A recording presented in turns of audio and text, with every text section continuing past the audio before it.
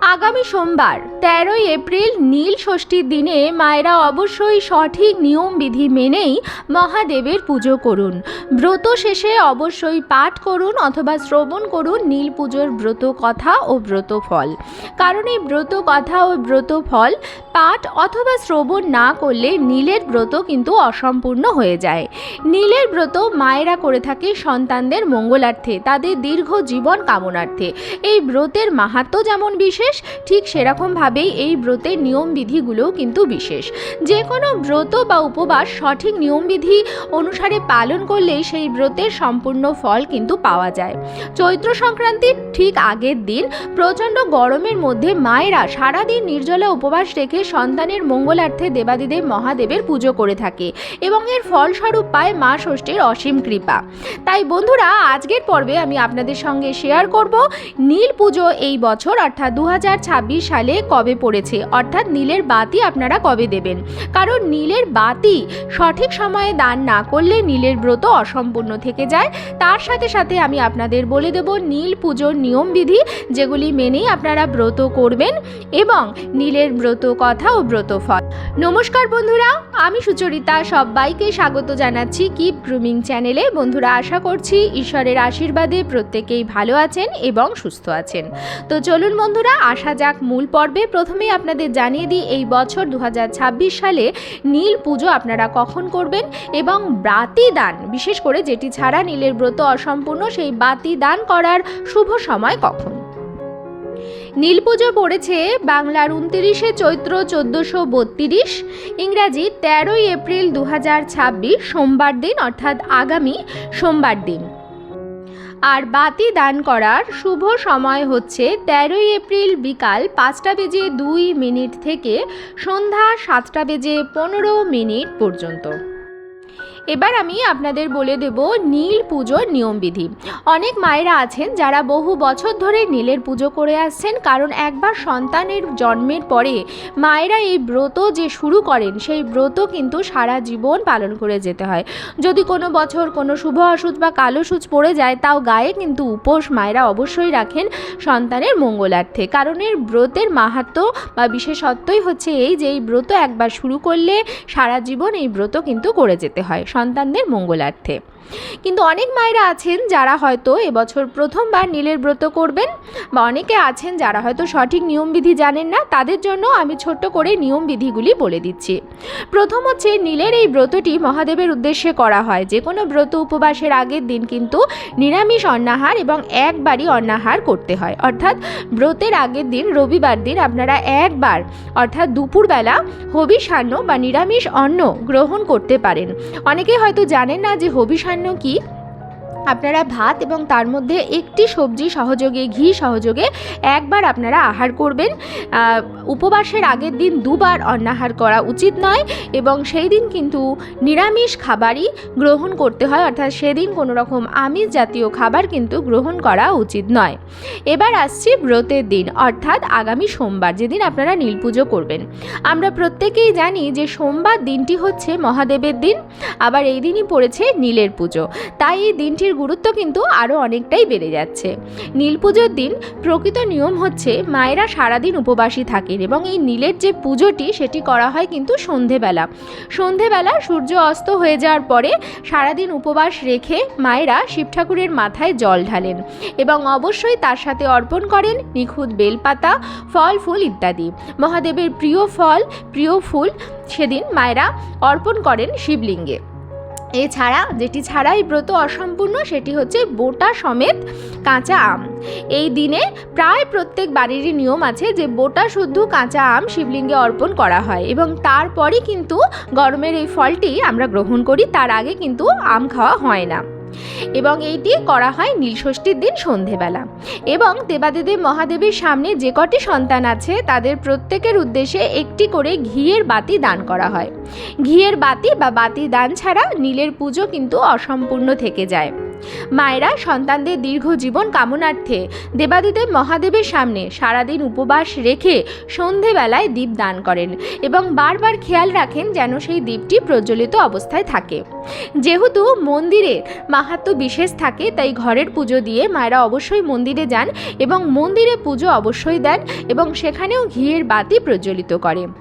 এবং সাধারণত এই উপবাস বা যে ব্রতটি আছে সেটি নির্জলা উপবাস রেখেই করা হয়। কিন্তু যদি কারোর কোনো শারীরিক অসুবিধা থাকে তাহলে অন্তত দুপুর 12টা অবধি উপবাস রেখে তারা মন্দিরে এবং বাড়িতে পুজো দিয়ে দেন এবং তারপরে একবার ফলাহার করতে পারেন বা অনেকে একটি ফল খান বা অনেকে সাবু মাখাও খেয়ে থাকেন। কিন্তু সন্ধেবেলা ঘিয়ের বাতি না দেয়া পর্যন্ত কোনো গরম খাবার সেদিন কিন্তু খাওয়া হয় না। তাছাড়া সেদিন কোনো রকম আমিষ জাতীয় খাবার, বেশি তেল ও মশলাযুক্ত খাবার, সাদা নুন দিয়ে বানানো কোনো রকম খাবার গ্রহণ করা হয় না। সেদিন সাধারণত একবার আহার করা হয়, যদি সেটা সন্ধেবেলায় করা হয় তাহলে অত্যন্তই ভালো। সাবু জাতীয় খাবার খাওয়া হয়। তাছাড়া অনেকে ময়দার তৈরি খাবারও খেয়ে থাকেন। তাছাড়া অনেকেই পছন্দ করেন নীলষষ্ঠীর দিনে ঠান্ডা জাতীয় খাবার খেতে, অর্থাৎ ফল, দই, মিষ্টি, শরবত, লস্যি, ফলের রস এবং সাবু মাখা, এইসবই নীলষষ্ঠীর দিনে মায়েরা সাধারণত খেয়ে থাকেন বাতি দান করবার পূর্বে। তবে হ্যাঁ, এখন অনেক মায়েরা আছেন যাদের শারীরিক অসুবিধা আছে, তারা সেক্ষেত্রে বা ওষুধ নেওয়ার আছে, সেক্ষেত্রে আপনারা নির্জলা উপবাস না করে সামান্য জল গ্রহণ করতে পারেন বা একবার ফলাহার করতে পারেন সন্ধ্যের আগে। তবে ব্রত উপবাসের নিয়ম বিধির সাথে সাথে মনের ভক্তি ভাবটাই কিন্তু সবার আগে। আপনি ভক্তি ও নিষ্ঠা সহকারে দেবাদিদেব মহাদেবের পুজো সেদিন করবেন এবং বাবা মহাদেবের যা যা প্রিয় সামগ্রী আছে সেই সমস্ত সামগ্রীগুলো অর্পণ করার চেষ্টা করবেন আপনার সাধ্যমতো। সেদিন ব্রত শেষে অবশ্যই ঘিয়ের প্রদীপ জ্বালানোর পরে নীলষষ্ঠীর ব্রত কথা বা ব্রত কথা ও ব্রত ফল পাঠ করতে অথবা শ্রবণ করতে ভুলবেন না। আমি আজকের ভিডিওতে আপনাদের সঙ্গে শেয়ার করে দিচ্ছি ব্রত কথা এবং ব্রত ফল। আপনারা অবশ্যই আজকে এবং এর পরে যেদিন নীলের পুজো করবেন সেদিন অবশ্যই এই ব্রত কথা শ্রবণ করবেন। এখন আমি আপনাদেরকে পাঠ করে শোনাবো নীলষষ্ঠীর ব্রত কথা। তো চলুন বন্ধুরা, শুরু করা যাক। এক দেশে এক বামুন আর বামুনি বাস করত। তারা খুবই মনোকষ্টে দিন কাটাতো, কারণ তাদের কোনো সন্তানাদি থাকে না। কয়েক বছরের মধ্যেই সব মারা যায়। এইভাবে 7টি ছেলে আর এক মেয়ে মারা যাবার পর তারা ঠিক করলে কাশীধামে গিয়ে বাবা বিশ্বনাথের চরণছায়ায় দাঁড়িয়ে গঙ্গায় প্রাণ বিসর্জন দেবে। এই ভেবে একদিন তারা কাশীধামে গিয়ে বাবা বিশ্বনাথের পুজো দিয়ে গঙ্গার জলে প্রাণ বিসর্জন দিতে গেলে হঠাৎ এক বৃদ্ধা ব্রাহ্মণী এসে বললে, করো কি গো তোমরা? বাবা বিশ্বনাথের পাদপদ্মের ছায়ায় এসে আত্মহত্যা করা যে মহাপাপ, তা কি তোমরা জানো না? উত্তরে বামুনি বললে, জানি গো মা, কিন্তু জেনেই আর কি করি বলো? আমাদের পিতৃপুরুষের মুখে জল দেবার বা বংশ রক্ষা করার কেউ নেই। এ পোড়া পেটে যেসব সন্তান হয় তারা সব মরে যায়। শুনে বৃদ্ধা বললেন, এ তো তোমার পাপের ফল মা। ছেলেপুলেরা দুষ্টুমি করলে আপদ মোলে বাঁচি, এ কথা কি বলতে আছে? তারা যে মা ষষ্ঠীর দান। বামুন বামুনি তখন সেই বৃদ্ধার পায়ে পড়ে বললে, তুমি কে মা? এ কথা তুমি কেমন করে জানলে? তখন সেই বৃদ্ধা ব্রাহ্মণী বললেন, আমি মা ষষ্ঠী। বামুনি তখন করজোড় করে বললে, আমার অপরাধ ক্ষমা করো মা, আমার ঘাট হয়েছে, আর কখনো অমন কথা মুখে আনবো না। এখন বলো মা, কি করলে আমার সন্তানরা বাঁচবে, আমার স্বামীর বংশ রক্ষা হবে? বৃদ্ধা ব্রাহ্মণী বেশি মা ষষ্ঠী বললেন, শোনো, সারা চৈত্র মাস প্রতিদিন শিবের পূজা করে নীলষষ্ঠীর আগের দিন সংযমী হয়ে নিরামিষ আহার গ্রহণ করবে। নীলষষ্ঠীর দিন উপবাসে থেকে স্নানান্তে নীলাবতীর পূজা করার পর সন্ধ্যাকালে নীলকণ্ঠ শিবের পূজা করে ঘিয়ের প্রদীপ জ্বেলে দেবে এবং মা ষষ্ঠীকে ভক্তিভরে প্রণাম করে জল খাবে। এইভাবে প্রতি বছর নীলষষ্ঠীর ব্রত পালন করলে সন্তানদের কখনো অকাল মৃত্যু হবে না। এই বলে মা ষষ্ঠী অন্তর্ধান করলেন। এরপর বামুন ও বামুনি দেশে গেল। দেখতে দেখতে চৈত্র মাস এলে বামুনি প্রতিদিন শিবের পূজা করে মা ষষ্ঠীর কথা মতো নীলষষ্ঠীর ব্রত পালন করল।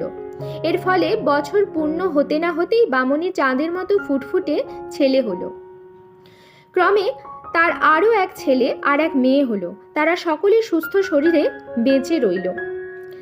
তারা উপযুক্ত হলে বামুন বামুনি এক সুপাত্র দেখে মেয়ের বিয়ে দিল, আর দুই ছেলের বিয়ে দিয়ে সুলক্ষণযুক্ত বউ ঘরে নিয়ে এলো।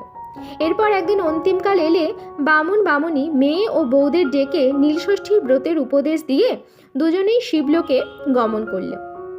নীলষষ্ঠীর ব্রতের ফল। নিয়মিতভাবে প্রতি বছর এই ব্রত পালন করলে গৃহস্থের পুত্র এবং কন্যাদের অকাল মৃত্যু বা কোনো প্রকার অমঙ্গল সূচিত হয় না। বন্ধুরা, এই হচ্ছে নীলষষ্ঠীর ব্রত কথা। এই ব্রত কথা আপনারা পাঠ করতে পারেন অথবা শ্রবণ করতে পারেন নীলষষ্ঠীর দিন। আর নীলষষ্ঠীর দিন অবশ্যই পুজোর শেষে সন্তানদের নামে একটি ঘিয়ের প্রদীপ বাবার সামনে জ্বালিয়ে দেবেন। অনেক মায়েরাই নিজের হাতে মাটির প্রদীপ গড়ে বাবার সামনে জ্বালান। অনেকে আটা বা ময়দা দিয়েও প্রদীপ বানিয়ে থাকেন। তবে অবশ্যই সেদিন রাতভর এই মাটির প্রদীপটি যেন জ্বলন্ত অবস্থায় দেবাদিদেব মহাদেবের সামনে থাকে। বন্ধুরা, আশা করছি আজকের ভিডিওটি আপনাদের ভালো লাগলো এবং একটু হলেও উপকারে লাগলো। ভিডিওটি ভালো লাগলে অবশ্যই লাইক, কমেন্টস এবং শেয়ার করবেন। আর যদি চ্যানেলে নতুন হন তাহলে অবশ্যই চ্যানেলটিকে সাবস্ক্রাইব করে আমার সাথে থাকবেন। আমি সাধারণত আমার বন্ধুদের উদ্দেশ্যে আপকামিং পুজো পাঠ এবং তত্ত্বকথার উপর ভিডিও বানিয়ে থাকি। সেই সমস্ত ভিডিওগুলো পাওয়ার জন্য অবশ্যই চ্যানেলটিকে সাবস্ক্রাইব করবেন। তাহলে আমি আরও অনেক বেশি অনুপ্রেরণা পাবো ভালো ভালো কাজ করার এবং আপনাদেরকে আরও ভালো ভালো ভিডিও উপহার দেওয়ার। বন্ধুরা, দেখা হবে নতুন ভিডিও নিয়ে। সবাই খুব ভালো থাকবেন, সাবধানে থাকবেন। আপনাদের সবাইকে জানাচ্ছি নীলষষ্ঠীর অগ্রিম শুভেচ্ছা।